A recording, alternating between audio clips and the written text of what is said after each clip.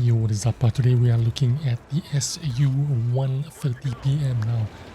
This tank comes on sale every now and again, so I thought I might as well give you a full review of this tank and update on this tank in 2023.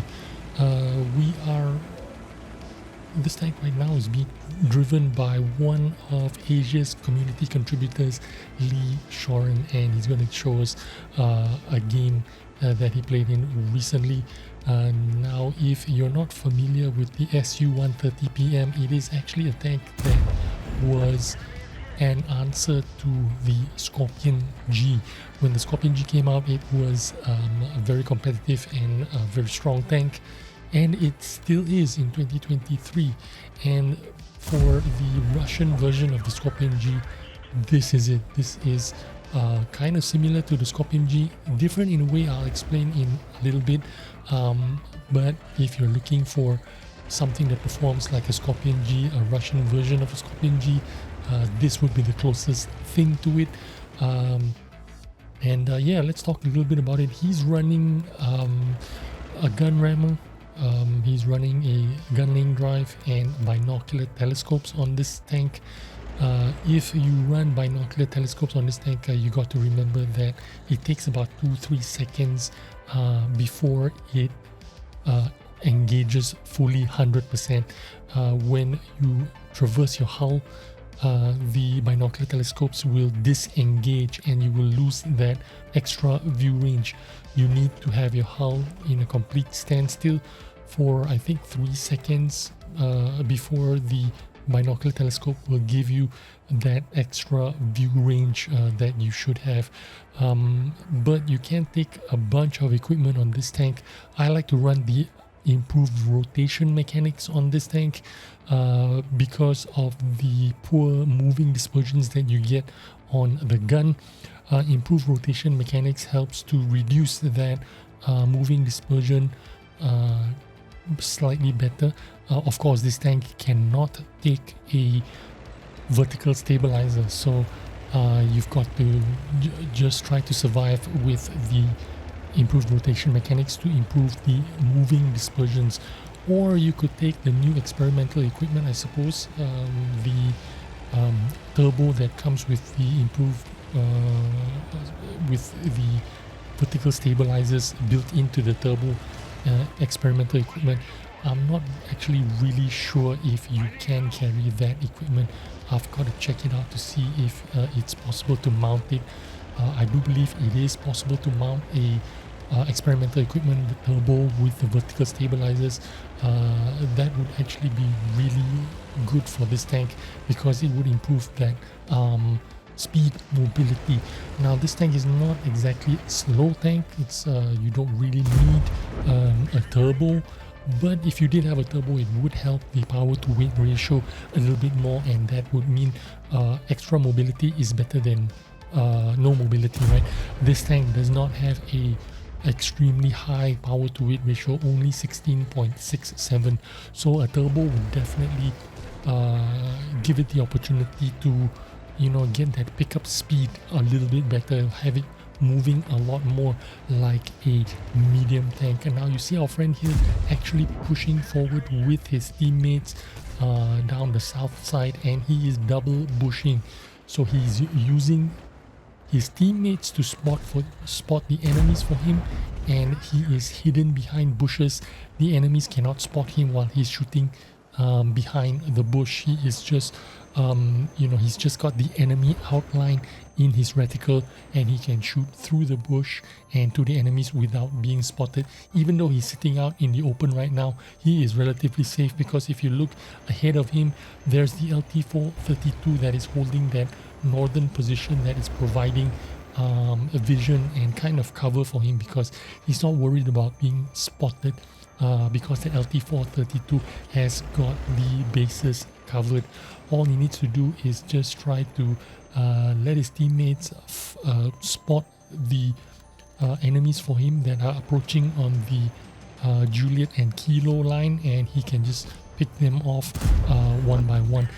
Again, the SU-130pm, or you want to call it the Forest Spirit or the Altai Fox, whatever you want to call it. When this tank comes up for sale, this is one of the tanks that how would you say, you would call this a legacy premium tank is what I would call it. This tank would fall into the category of one of the tanks that you have to try for yourself to understand or appreciate how good these tanks are. You know, the SU-130pm falls into the same category as a Scorpion G, maybe a T-44-100, a Type 59, a Burask, a Kampfpanzer 07, 703 version 2, a T-56, a Udarni. It is just one of those very powerful tanks that you will definitely have fun playing. If you're not having fun in this tank, if you're doing bad in this tank, there is something fundamentally wrong with the way you are playing World of Tanks, because this tank is one of those universally loved tanks. It does phenomenally well. Even if you are an inexperienced player, you are still going to have some pretty good games in this tank because of how good this tank can perform. Even in the hands of inexperienced players, you are still going to get good games. You're going to have fantastic games from time to time. Now, one of the biggest significant advantages of this tank is obviously the gun. You've got the 520 damage alpha gun. The stock shells are AP shells, but the AP shells give you 1030 shell velocity meters per second. Not the greatest, but not bad at all. 1000 meters per second at tier 8 is phenomenal. It is pretty good. The heat shells are also the same shell velocity, 1030 meters per second shell velocity with 320 penetration. You don't really need 320 penetration in a tier 8 matchmaker, in a tier 8 matchup, because in the tier 8 matchup you can just fire your standard AP shells. You will make do with 243 millimeters of penetration. It works really well in tier 8 matchups. Even in tier 9 matchups, 243 penetration, 520 alpha is more than enough. What does all that mean? It means this is an amazing credit maker. You can fire almost standard shells 100% of the time. If you're in tier 8, tier 9 matchups, you're gonna be making a lot of credits most of the time. If you do find yourself in tier 10 matchups, no problem. You've got heat shells at 320 penetration, 520 alpha. You're not afraid of any tier 10s as well. So SU-130pm Forest Spirit.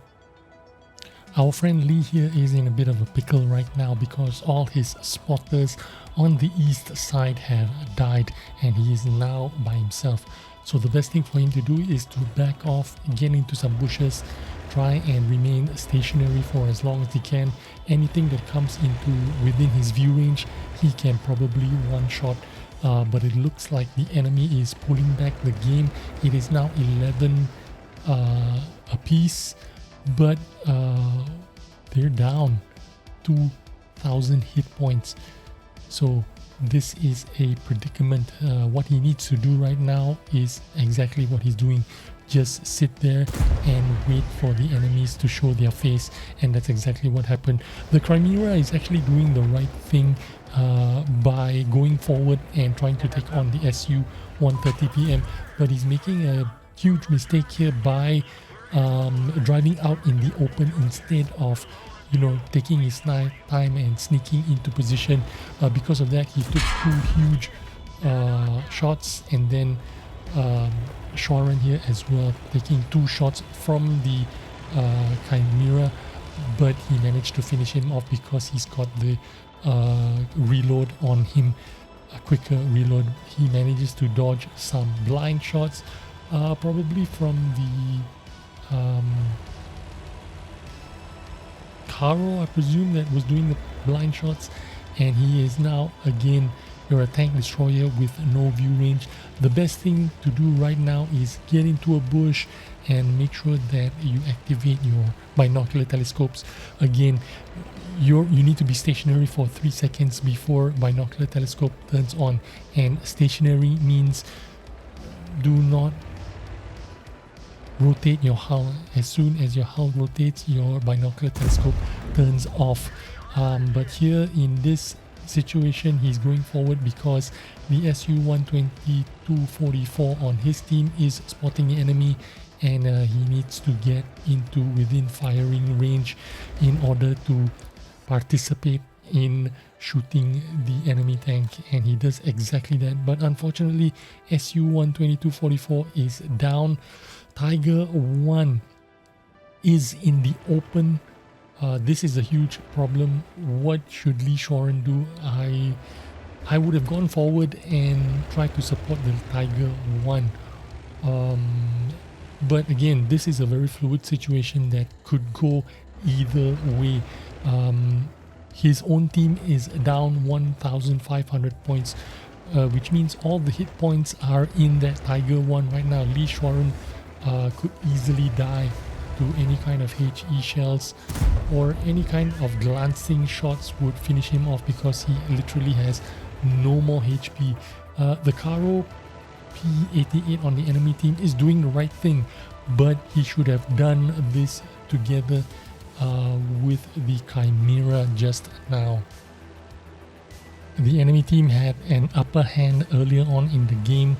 They could have rushed the SU-130pm tag team. Karo and Chimera could have tag team. One guy takes a hit, another guy takes a shot and wither down the SU-130pm. Instead, they chose to approach the SU-130pm one by one, giving it time to reload and giving it time to reset himself and destroy you easily. But right now they still have an advantage. They have the Caliban and the Karo still alive with over 2,000 hit points, but again they are approaching one at a time. The Karo did not try to recruit the Caliban to join him and attack the SU-130pm. Instead, the Karo tried to spot the SU-130pm by himself and paid the price for it. And now the Caliban is in the cap circle, and you can easily tell they're in the cap circle because you have the cap timer there. You know exactly how much hit points they have because it's the only surviving tank. So there's 1,700 hit points. It is still a uphill climb for the SU-130pm because once you fired one shot, you've got to reload, while the Caliban is going to rush down and try to finish you off. The Caliban can easily take 2 shots, maybe even 3 shots and survive. So the Caliban actually has the advantage here, but even though he's spotted, he's not come forward or made use of his better advantage, and now he has completely thrown the game. They could have won this game earlier on with the Chimera, the Karo 88 and the Caliban, but instead they threw it. But still will not take away the good game that Lee Shoren had in the SU-130pm / Forest Spirit / Altai Fox, whatever you want to call it. If you get a chance to get this tank, go ahead and pick it up because it is an incredibly good deal. See you on the next video. Bye.